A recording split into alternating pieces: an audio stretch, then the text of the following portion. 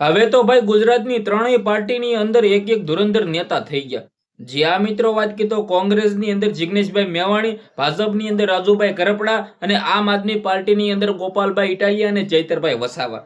જે આ મિત્ર વાત કીધો, હવે જે જંગ જામવાનો છે ને, હવે તમે બધા લોકો જાણતા હશે કે ગુજરાતની અંદર હાલ સ્થાનિક સ્વરાજ્યની ચૂંટણી જિલ્લા પંચાયત તાલુકા પંચાયતની આવી રહી છે. પરંતુ આ મામલે હાલ મિત્રો વાત કીધો જોરે જોરથી મિત્રો કંઈક ને કંઈક અત્યારે પ્રસારો થઈ રહ્યા છે. હવે આમની અંદર આ નેતાઓ આ બાજુ થઈ રહ્યા છે, આ બાજુ નેતાઓ આ બાજુ જઈ રહ્યા છે, થઈ નથી રહ્યા. પરંતુ ક્યાંક ને ક્યાંક હવે આપણે વાત કરીએ તો ગુજરાતની અંદર આ ત્રણેય પાર્ટીમાંથી હવે તમે કોને વોટ દેવાના છો, ઓનલાઈન આપણે ચેક કરીએ તો કોણ વિજેતા થઈ શકે છે.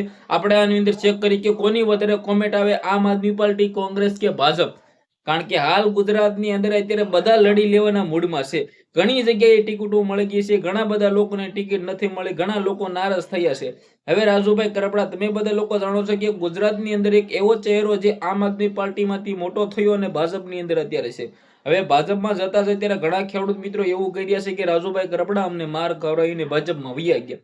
પરંતુ રાજુભાઈ કરપડા પોતે કંઈક ને કંઈક ખેડૂત માટે જેલ ભોગીને આવ્યા છે, ખેડૂત માટે લડીને આવ્યા છે. તમે બધા લોકોએ જે રીતે જોયું, વડોદરાની અંદર જે આંદોલનની અંદર જે રાજુભાઈ કરપડા જેલમાં હતા અને ત્યારબાદ તેને આવી બહાર આવીને પાર્ટી ચેન્જ કરી.